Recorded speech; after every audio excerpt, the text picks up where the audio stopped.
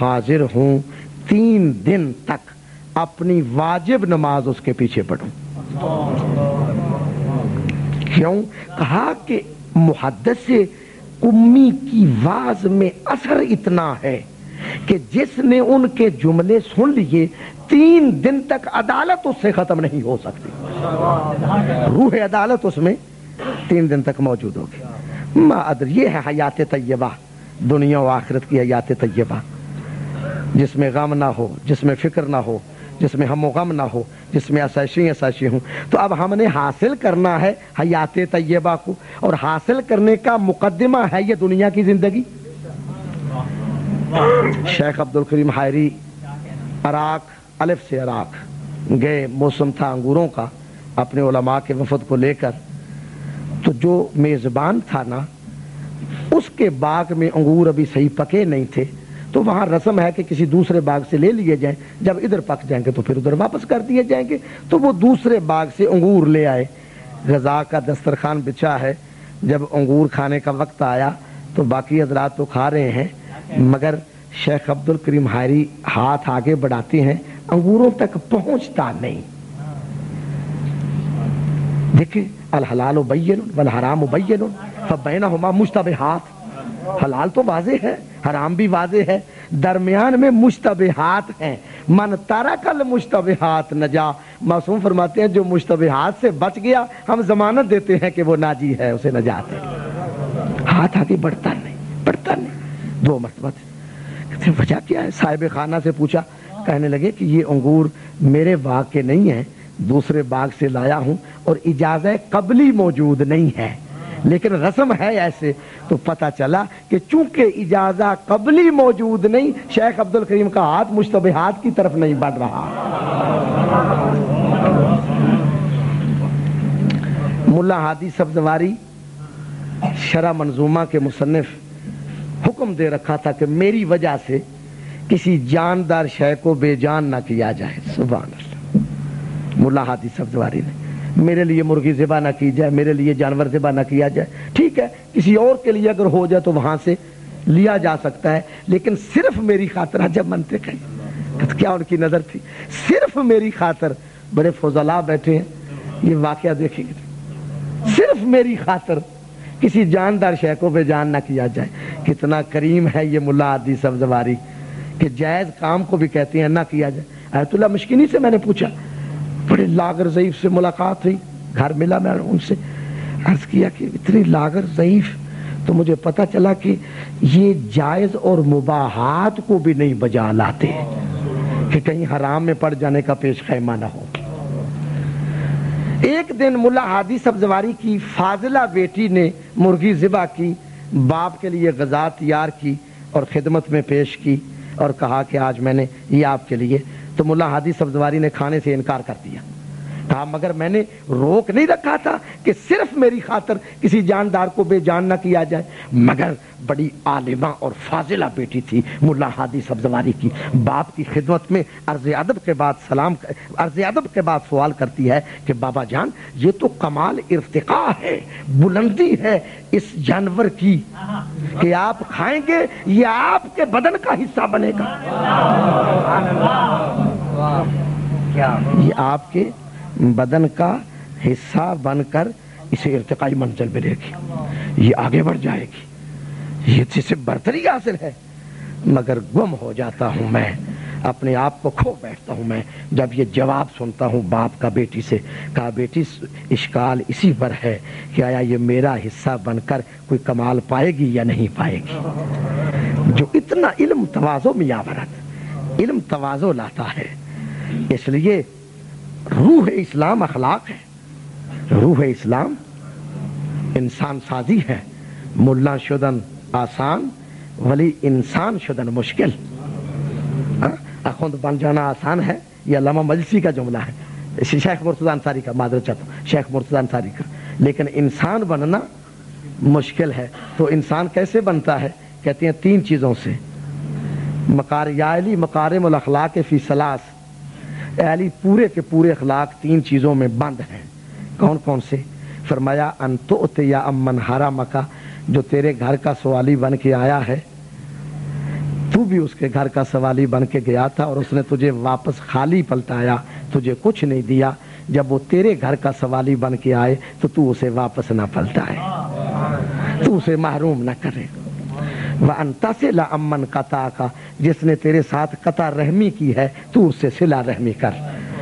وہ تیری خوشی غمی میں اگر نہیں آیا تو جب اس کی خوشی غمی ہے تو جا. اور تیسری چیز ارشاد فرمائی ان تعفو عمن ظلمک, جس نے تیرے ساتھ زیادتی کی ہے جب تو بدلہ لینے پر قادر ہو تو اسے معاف کر دے. چونکہ چھٹے امام فرماتے ہیں کہ جو لذت عفو میں ہے, معاف کر دینے میں ہے, وہ بدلہ لینے میں نہیں ہے. اس لیے کسی نے کیا خوب کہا ہے کہ نیکیرہ نیکی کردن کارے خرکاریس, بدیرہ بدی کردن کارے سگساریس, بدیرہ نیکی کردن کارے خواجہ عبداللہ انصاریس. نیکی کے ساتھ نیکی کر دی جائے تو اتنا بڑا کمال نہیں ہے. ایک گدھا ایک گردن کو کھجلاتا ہے, وہ اس کی گردن کو کھجلا دیتا ہے. برائی سے برائی کرنا یہ کوئی بڑی بات نہیں ہے. وہ اس کی گردن کو سگ کاٹتا ہے, وہ اس کی گردن کو کاٹ دیتا ہے. انسانیت یہ ہے کہ وہ تیرے ساتھ برائی کرتا جائے تو اس کے ساتھ اچھائی کرتا جائے. اس لیے لقمان حکیم نے اپنے بیٹے کو کہا تھا کن ذاکرا لشیئین ابدا وکن ناسیا لشیئین ابدا فرزندم عزیزم پسرم. میرے بیٹے, دو چیزوں کو کبھی نہ بھولنا اور دو چیزوں کو کبھی یاد نہ رکھنا. دو کو بھلانا نہیں اور دو کو ہمیشہ یاد رکھنا ہے. توجہ ہے آپ حضرات کی؟ یہ جملہ آپ بھی اپنے بیٹوں کو, اولاد کو یاد کرائیں. کون ذاکرن لشیئین ابدا وکن ناسئن لشیئین ابدا. دو چیزوں کو ہمیشہ بھلا دے, دو چیزوں کو ہمیشہ یاد رکھ.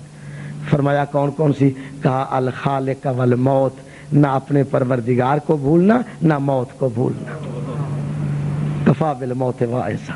اور وہ دو چیزیں جو بھلا دے وہ یہ کہ جو نیکی تو نے کسی کے ساتھ کی ہے وہ اپنی نیکی بھلا دے, اور جو برائی تیرے ساتھ کسی نے کی ہے اس کی برائی کو بھلا دے. عجب 5 چیزیں ہیں جو بیان کی ہیں ابو ذر غفاری کو, تاکہ با مقصد حیات کی طرف میں آؤں کہ با مقصد زندگی کو کیسے بنایا جا سکتا ہے اور حیات طیبہ کو کیسے حاصل کیا جا سکتا ہے. اغتنم خمسن قبل خمسن, 5 چیزوں کو نعمت سمجھ. کون فرما رہے ہیں؟ واعظ کون ہے؟ رسول اکرم. متعظ کون ہے؟ ابو ذر غفاری. کون ابو ذر؟ کون ابو ذر؟ ابو ذر فی امتی کا عیسیٰ ابن مریم. ابو ذر میری امت میں عیسیٰ ابن مریم کی مثال ہے, زہد و تقوی میں, ایمان میں. کون ابو ذر؟ ما اذلت الخضراء ولا اقلت الغبراء علی ذی لہجۃ اصدق من ابی ذر. آسمان نے کسی پہ سایہ نہیں کیا, زمین نے کسی کو اٹھایا نہیں جو ابو ذر سے بڑھ کر سچا صحابی ہے. اغتنم خمسن قبل خمسن حیاتک قبل مماتک. اپنی زندگی کو نعمت سمجھ قبل اس کے کہ تجھے موت آ جائے. یہ پہلا جملہ, پہلی نعمت. دوسری چیز شبابک قبل حرمک. اپنی جوانی کو نعمت سمجھ قبل اس کے کہ تو بوڑھا ہو جائے. جوانی میں اعضاء کبھی ہوتی ہیں نا, نہ خدا کی فکر, نہ مصطفیٰ کی فکر, نہ والدین کی فکر, نہ گھر بار کی فکر. جوانی میں انسان دیکھیں لطف خدا, دیکھیں لطف معصومین. روایت میں موجود ہے کہ جو شخص جوانی میں اچھے اعمال بجا لاتا رہا ہے اور بڑھاپے میں قادر نہیں اتنی نماز پڑھنے پہ, اتنے اچھے اعمال بجا لانے پہ, تو اللہ تعالیٰ بڑھاپے میں بھی اس کے اعمال اتنے ہی لکھتا رہے گا جتنا جوانی میں بجا لانا. حدیث جتنے اعمال. اب مثلا جوانی میں 100 رکعت پڑھتا تھا جوانی میں, اب بڑھاپے میں 2 رکعت پڑھ رہا ہے, ثواب 100 رکعت کا ہوگا. معصوم فرماتے ہیں, معصوم فرماتے. شبابہ کا قبل حرامے کا, فراغ کا قبل شغل کا. فرصت کو غنیمت سمجھ قبل اس کے کہ وہ فرصت جاتی رہے. چلو یہ کام کل کر لوں گا, آج کا کام کل پر نہ چھوڑ.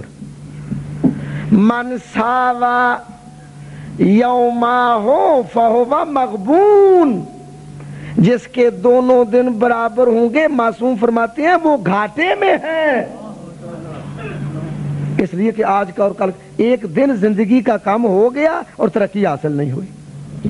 من ساوا یومہ فہو مغبون اغتنم الفرص فإنها تمر کمر السحاب، فرصتوں سے فائدہ اٹھاؤ، یہ اس طرح گزر جاتی ہیں جیسے بادل آئے اور گزر گئے۔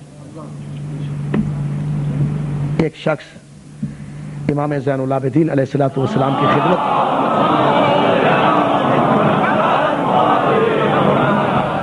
سوال کرتا ہے، امام جواب دیتے ہیں، وہ پھر سوال کرتا ہے، امام پھر جواب دیتے ہیں، وہ پھر سوال کرتا ہے، امام پھر جواب دیتے ہیں، ادھر سوالات ادھر جوابات، مگر سوالوں کے درمیان تھوڑا سا وقفہ کرتا ہے۔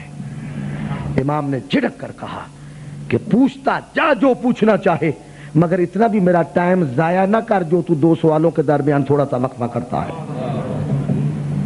فراغا کا قبل شغل کا، اس کو نعمت سمجھ، صحت کا قبل سقم کا، تندرستی کو نعمت سمجھ قبل اس کے کہ تو بیمار ہو جائے۔ کیسر و کسرا کے قصور اور محلات کا بھی کوئی فائدہ نہیں اگر بخار ہو انسان کو، تو تندرستی کو، صحت کو۔ اس لیے لقمان حکیم فرماتے ہیں نعمتان مجہولتان، دو نعمتیں ایسی ہیں جن کی قدر نہیں کی لوگوں نے، ایک تندرستی کی اور ایک امن و امان کی۔ صحت کا قبل سقم کا، کتنی باتیں ہو گئی، کتنی نعمتیں ہو گئی، 4 یاد ہیں، یاد رہیں گی۔ اگر کل پوچھو سنائیں آپ تو آپ میں سے کوئی سنائے گا، یہ بڑی ضروری چیزیں ہیں، ذہن میں رکھیں، ذہن میں رکھیں۔ اور پانچویں چیز شباب کا، صحت کا، غنا کا قبل فقر کا۔ پیسے ضائع نہ کر، ثروت کو بیجا مصرف نہ کر، توانگری کو، دولت مندی کو، ثروت مندی کو نعمت سمجھ قبل اس کے کہ تو فقیر ہو جائے، چونکہ احساس نعمت فقدان نعمت کے بعد ہوتا ہے۔ احساس نعمت فقدان نعمت کے بعد ہوتا ہے۔